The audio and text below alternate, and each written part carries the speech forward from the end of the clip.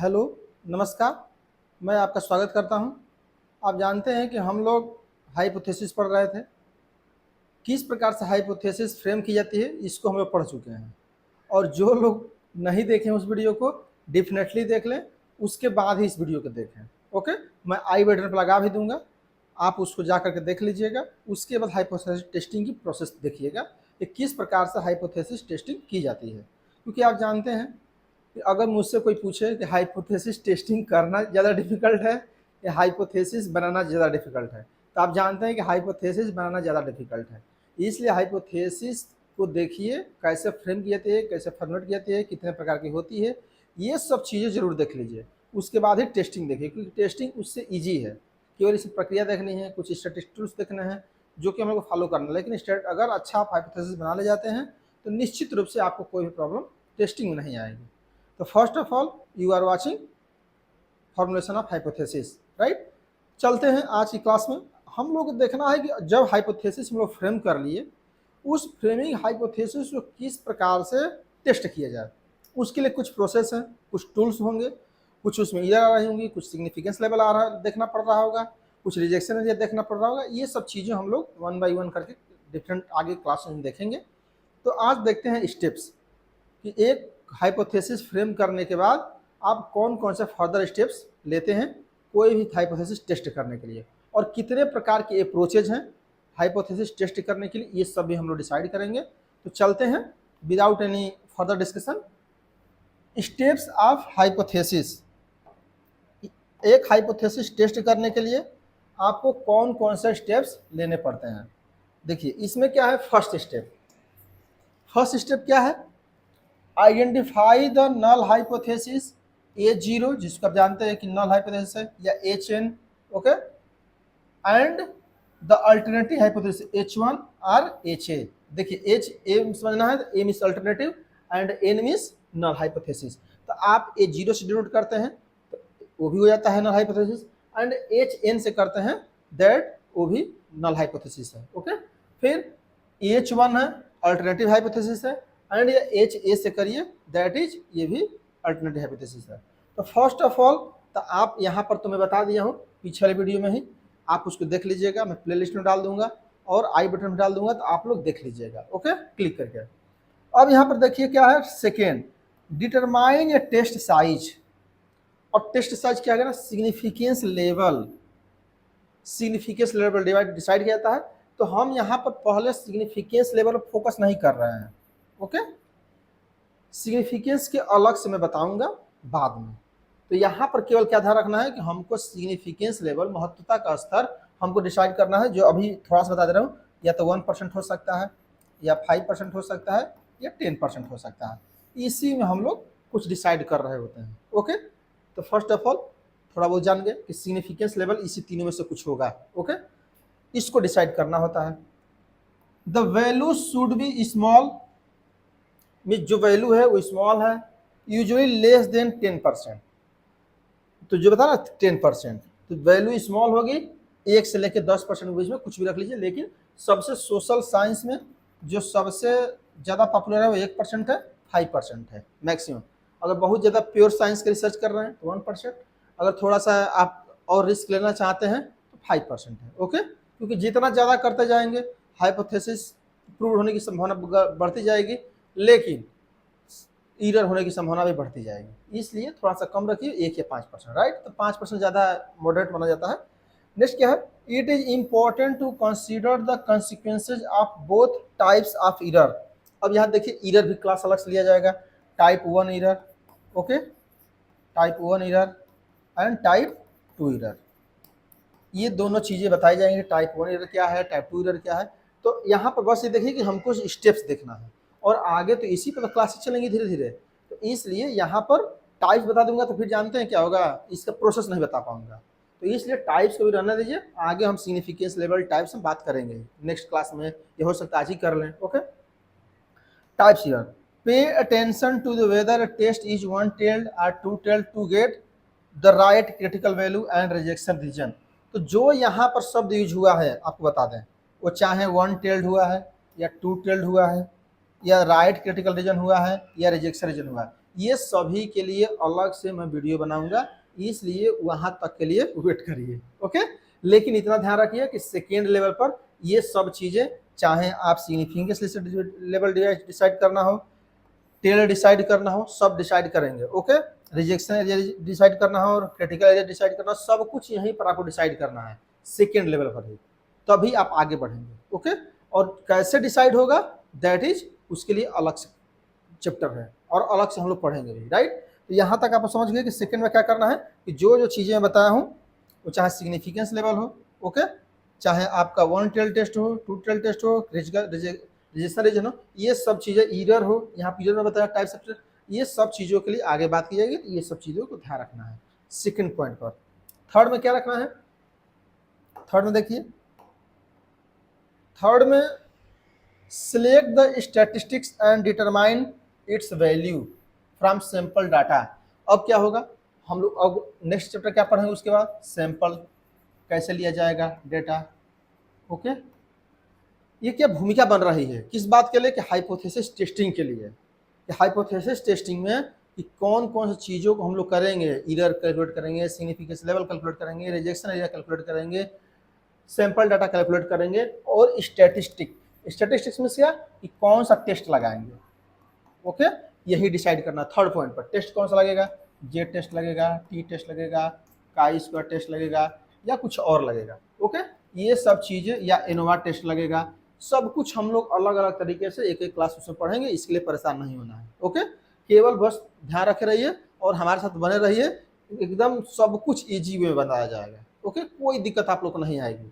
Okay, यहाँ पर क्या है, वैल्यू ऑफ सैंपल डाटा। तो सैंपल डाटा पर आधार पर हम स्टैटिस्टिक्स कैलकुलेट करेंगे। स्टैटिस्टिक्स क्या है, Z test, T test, chi square test, ANOVA test, ये डिफरेंट टाइप जो भी टेस्ट होंगे जो हम लोग आगे पढ़ेंगे, उसको कोई कोई यूज किया जाता है। लेकिन ध्यान रखना है क्या यहाँ पर केवल कि आपको थर्ड स्टेज में डिसाइड करना पड़ता है सिग्निफिकेंस लेवल, ये सब डिसाइड करने के बाद कि हम इसके द्वारा रिसर्च करेंगे। ओके, जैसे मैं रिसर्च अपना पीएचडी किया हूँ, वो किस पर किया हूँ, काई स्क्वायर टेस्ट से। तो मैं पहले ही ये बताया हूँ ना प्रोसेस में ही, मुझे काई स्क्वायर टेस्ट लगाना है। ओके, तो मैं काई स्क्वायर टेस्ट पर रिसर्च किया हूँ, काई स्क्वायर टेस्ट लगा करके। ओके, तो ये पहले से बताना पड़ता है, राइट।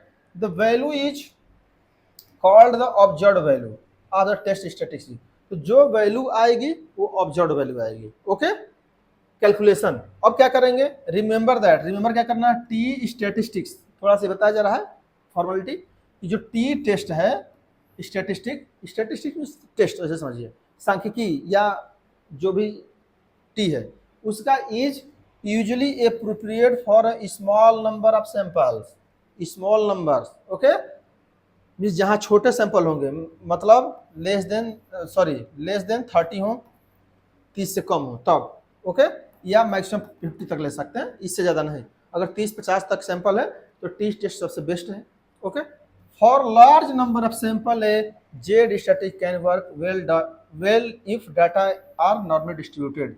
तो जेड टेस्ट कब यूज होगा, जब लार्ज नंबर सैंपल होगा। तो एक आपको पता ही चल गया, अगर लार्ज नंबर होगा तो हमको जेड टेस्ट लगाना है, शॉर्ट नंबर होगा तो टी टेस्ट लगाना है। ओके, नॉर्मल डिस्ट्रीब्यूशन के लिए भी अलग से बताऊंगा, लेकिन थोड़ा सा बता दे रहा हूँ। नॉर्मल डिस्ट्रीब्यूशन में जो ये शेप्ड है, ये वेल शेप्ड कर्व होना चाहिए। Okay, well shaped curve. Okay, ये ना ही ऐसे होना चाहिए, ओके, और ना ही ऐसे होना चाहिए। इसका मतलब ना पॉजिटिव स्क्यूड होना चाहिए, ना नेगेटिव स्क्यूड होना चाहिए। ओके, ये सब चीज़ आगे देखी जाएंगी। ओके, मैं देखिए कुछ लोग को लग रहा होगा कि सब आप सर बोल रहे हैं सब आगे ही बताया जाएगा। आप ये समझिए कि मेरा स्टेप्स बताना काम है ना, अगर मैं इस पर फोकस कर दूंगा तो ये बताइए स्टेप्स पूरा हो पाएंगे, नहीं हो पाएंगे, और ज़्यादा लंबा वीडियो है तो कोई देखता भी नहीं है, समझ रहे हैं। तो इसलिए मेरी मजबूरी है ये कि हम पहले ये डिसाइड करें कि प्रोसेस क्या है, और उस प्रोसेस को इलेबोरेट किया जाएगा 5 से 10 क्लास में। ओके, तो आई थिंक मैं क्या कहना चाहता हूँ आप लोग जान रहे होंगे। ओके, नेक्स्ट क्या है, compare the observed value of the statistics critical value obtained. अब क्या करना है कि जो क्रिटिकल वैल्यू आप पहले से बना के रखे हैं, 5% पर कितना लेंगे, 2.56 होगा, 1.56 होगा, ये उसकी वैल्यू आती है, पहले से डिसाइड होती है, तो परेशान आपको होने की आवश्यकता नहीं है। ओके, लेकिन जो ऑब्जर्व वैल्यू कैलकुलेट किए हैं, इसको कैलकुलेटर वैल्यू कहा जाता है, कैलकुलेटर वैल्यू, आप इसमें से क्या करेंगे, कंपेरिजन करेंगे, कंपेयर, उससे कम है ज़्यादा है, ज़्यादा हो जाएगा मोर, रिजेक्ट कर देंगे नल हाइपोथेसिस, कम हो जाएगा एक्सेप्ट कर लेंगे। ओके, तो आगे भी बताया जाएगा, तो कंपेयर करते हैं। ओके, 4 पॉइंट पर नेक्स्ट क्या है, market make a decision, sorry market बोल रहा हूं मैं, मेक ए डिसीजन। अब क्या है, डिसीजन लेना है। डिसीजन क्या लेना है, अब यहाँ पर देखिए, if the test statistics falls in the critical region, critical region क्या है ऐसे समझिए, ये जैसे मान लीजिए क्रिटिकल रीजन होगा 5%, मान लीजिए ऐसे ऐसे ऐसे 5%, अगर इस साइड आ गया तो क्या होगा, फेल्स इस साइड हो गया, तो reject A0 in the favour of H1। Okay, तो A0 क्या हो गया, रिजेक्ट हो गया। ओके, इसका मतलब जो ये है H1 अभी बताया जाएगा, परेशान नहीं होना है। ऐसा सोचो कि बता दे रहे सर तो ये बता ही नहीं, जब ये चीज़ें पढ़ाई जाएंगी तो अलग अलग मैं बताऊंगा। ओके, बस यहाँ पॉइंट है, थोड़ा सा 2 मिनट के लिए बता दे रहा हूँ। अब क्या होगा कि जो ही ये रिजेक्ट होगा H0 तो H1 एक्सेप्ट हो जाएगा। ओके, जानते हैं एक एक्सेप्ट होगा तो एक रिजेक्ट होगा, मैं बताया भी था। तो हमेशा हम लोग इसको रिजेक्ट की बात करते हैं, इसकी बात नहीं करते हैं, ध्यान रख रहिएगा। ये जो टेस्ट लगा रहे हैं, ये टेस्ट किसकी बात कर रहा है, केवल H0 की, इसकी बात नहीं कर रहा है। बस ये ध्यान रखना है कि जब ये गलत हो गया तो ये सही होगा, लेकिन गलत सही करना है इसको, इसको नहीं। कोई ये कह दे कि क्या H1 को टेस्ट करते हैं, नो, ऑलवेज रिमेंबर इट, कभी भी H1 का टेस्ट नहीं होता है, राइट, इसका टेस्ट हमेशा इसका होता है। ओके, जो भी आप का इसको test, Z test, T test, Z test जो पढ़े होंगे सब इसको टेस्ट करने के लिए बना है, इसके लिए कुछ नहीं बना है। तो आप चाहते हैं तो इसके लिए बना भी सकते हैं, समझ रहे हैं। अगर आप चाहें कि हमको H1 टेस्ट करने के लिए बनाना है पैरामीटर, तब बना सकते हैं, जो अभी तक तो एग्जिस्ट नहीं कर रहा है। ये आप लोग क्वेश्चन लेवल ही है। नेक्स्ट क्या, if the test statistics does not fail in the critical region, यदि क्रिटिकल रीजन में न जाए तो क्या होगा। Okay, conclude that there is no enough evidence to reject H0। तो इसका मतलब क्या है कि जब इसमें नहीं गया इसमें चला गया, समझ रहे हैं। जो ये क्या है H1 का, H1 है ये, जो ये क्या है H1 और H0 ये है H0। ओके, तो जब इसमें चला गया तो क्या होगा कि A0 रिजेक्ट करने का कोई एविडेंस नहीं है, इसका मतलब कि H1 गलत हो जाएगा, ये सही हो गया। ओके, A0 सही हो गया, जब ये सही हो गया तो ये गलत हो गया। तो ये इसी को सही गलत करना होता है, जो H0 होता है इसी को या तो एक्सेप्ट करना है या तो रिजेक्ट करना है। यहाँ पर ये रिजेक्ट हो रहा है, यहाँ पर एक्सेप्ट हो रहा है, क्यों, क्योंकि बता जा रहा है conclude that there is no enough evidence to the reject A0, A0 को रिजेक्ट करने के लिए कोई एविडेंस नहीं है। और एविडेंस कहाँ, एविडेंस में क्या होता है, डाटा, जो आप डाटा लिए हैं उससे रिजेक्ट नहीं हो पा रहा है, राइट। तो आई थिंक आप लोगों को चीज़ों को समझ में आ गई होगी कि किस प्रकार से हम डिसीजन लेते हैं, राइट। तो ये 5 स्टेप्स हैं जो कि आपको ध्यान रखना होता है कोई भी हाइपोथेसिस टेस्टिंग करने में। आर यू ओके, चलते हैं नेक्स्ट पॉइंट पे। नेक्स्ट पॉइंट क्या है, there are 4 ingredient to any statistical test. अब क्या देखते हैं, इंग्रेडिएंट्स देखते हैं, क्या क्या इसमें तत्व हैं जो कि टेस्ट करते समय ध्यान रखना पड़ता है। तो फल क्या, फर्स्ट क्या है, नल हाइपोथेसिस, जो मैं बता दे दिया हूँ कैसे फॉर्मुलेशन होता है। ओके, अल्टरनेटिव हाइपोथेसिस ये भी मैं बता दूंगा हूँ कैसे फॉर्मेट बनाया जाता है, फॉर्म्स कितने प्रकार के होते हैं बता चुका हूँ। अब टेस्ट स्टैटिस्टिक्स में क्या है ऐसे समझिए, chi square test, T test, Z test. Okay, ये पॉपुलर टेस्ट है तो इसको मैं इसलिए जल्दी याद होता है जल्दी बताता हूँ। ANOVA test, analysis of variance, ये सब टेस्ट स्टैटिस्टिक हैं। तो टेस्ट स्टैटिस्टिक्स की स्टडी करेंगे। और रिजेक्शन एंड क्रिटिकल रीजन, तो मैं बताया ना सिग्निफिकेंस लेवल कैसे कैलकुलेट करेंगे, सिग्निफिकेंस लेवल कैसे एरर कैलकुलेट करेंगे, ये सब चीज़ें इसमें आती हैं। तो आपको 4 चीज़ें देखना पड़ता है कोई भी टेस्ट कर रहे होते हैं कि नल हाइपोथेसिस क्या बनाएं, अल्टरनेटिव हाइपोथेसिस क्या बनाएं, टेस्ट कौन सा यूज करेंगे, और रिजेक्शन और क्रिटिकल रीजन क्या होगा, क्योंकि इसी से आप टेस्ट को कर रहे होते हैं और इसी पर डिसीजन ले रहे होते हैं, राइट। तो I think are you getting this point. अब इसी को क्या करना है, अलग अलग पढ़ना है, जो कि 2 मैं पहले ही बता चुका हूँ, 2 तो बताना नहीं है, बताना हमको केवल ये है। ओके, नेक्स्ट अब देखिए अप्रोच, अब देखिए यहाँ पर देखते हैं अप्रोच कि कोई भी हाइपोथेसिस टेस्ट कर रहे होते हैं तो कितने प्रकार के आपके पास अप्रोच हैं। तो यहाँ पर बताया जा रहा है कि there are 3 types of approaches. कोई भी पीएचडी कर रहे हो, कोई भी टेस्ट कर रहे हो, तो आपको 3 प्रकार के अप्रोच अभी तक अवेलेबल हैं एग्जिस्ट लिटरेचर में, जिसके द्वारा कोई भी आप टेस्ट करते हैं। तो फर्स्ट पर क्या है, स्टेप्स फर्स्ट टेस्ट, यहाँ पर क्या टेस्ट स्टैटिस्टिक्स अप्रोच। अब देखिए ये अप्रोच ध्यान में रखना है कि टेस्ट स्टैटिस्टिक्स अप्रोच यूज करना है, कि पी वैल्यू अप्रोच यूज करना है, कि कॉन्फिडेंस इंटरवल अप्रोच यूज करना है। ओके, ये 3 प्रकार के टेस्ट होते हैं जिनको आपको पहले ही डिसाइड करना होता है कि कौन सा अप्रोच यूज करेंगे। जो कि आपको मैं रियलिटी बताऊं, हम लोग पीएचडी कर रहे थे खुद ही नहीं पता था ज़्यादा, आपको बस दिक्कत बता रहा हूँ। और ये सब कहना नहीं चाहिए, वास्तव में ये 2 मैं जानता था, ये 2 जानता था, ये मैं जानता ही नहीं था, आपको वास्तविकता बता रहा हूँ। हमारा जो पीएचडी है दोनों में से है, समझ रहे हैं। ये थर्ड स्टेप गए ही नहीं मैं, जबकि आप जानते हो कि इसको जो प्रॉब्लम होगी उसको सुधार करने के लिए आया होगा, इसकी प्रॉब्लम सुधार करने के लिए आया होगा, सबसे बेस्ट तो ये है। लेकिन 2 लोग सबसे ज़्यादा पीएचडी करते हैं इसी से, तो ऐसा मैं सोचा कि मैं ही कर रहा हूँ। ओके, लेकिन ये 2 सबसे पॉपुलर है जो सब लोग करते हैं, इसलिए मैंने भी किया उसी के आधार पे। ओके, लेकिन ये 3 टेस्ट मैं चाहता हूँ कि मेरे जो स्टूडेंट हो तीनों चीज़ जानते रहें, समझ रहे हैं, और हमारे स्टूडेंट हो सकता है कि इसका यूज करें।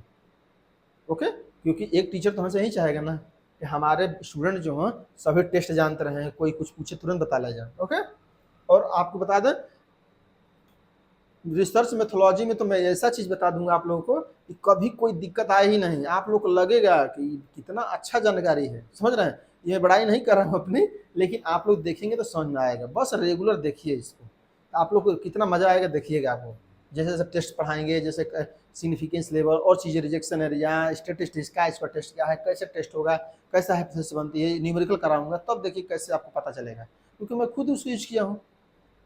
अब कोई थीसिस आप डाउनलोड कर देख लीजिए, क्या इसको टेस्ट को यूज किया होगा, नहीं आपको विश्वास होगा देख लीजिएगा जिस कंटर पढ़ रहे होंगे। तो हम लोग इसको यूज किए हैं, इसलिए बहुत अच्छा से हमको जानकारी है, राइट। नेक्स्ट क्या है यहाँ पे, फर्स्ट स्टेप क्या है, स्टेट A0 एंड H1। देखिए यहाँ पर क्या बता रहा है कि देखिए आप टेस्ट स्टैटिस्टिक्स अप्रोच यूज कर रहे हैं, या पी वैल्यू अप्रोच यूज कर रहे हैं, या कॉन्फिडेंस इंटरवल अप्रोच यूज कर रहे हैं, तीनों में आपको H0 H1 बनाना पड़ता है। पहला तो ये है।